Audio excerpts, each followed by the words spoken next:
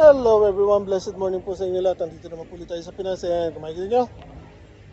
Ayan, naglilinis na naman tayo ng looban. So, nandito tayo sa Pinas guys.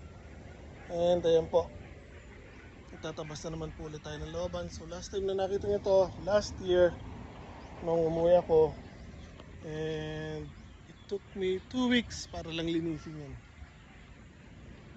Yung buong looban na to. Pero this time, nasa 5 days pa lang ako na nagtatabas. Pero every morning lang.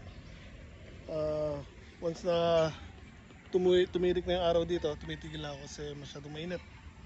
So, malaki-laki na yung natabasan natin sa loob ng 5 days.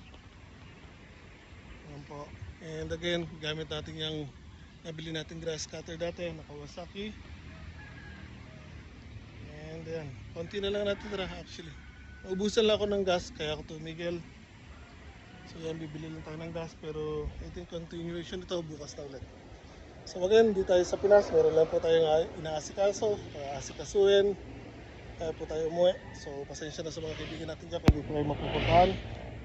Dahil meron lang po tayong kailangan gawin, kaya po tayo biglang umuwi. So again, yan. After namin tabasan or linisin ni nanay, tataniman tayo natin to ng sweet corn and kasaba. Sasalansan natin yan. So, baka nyo na lang guys.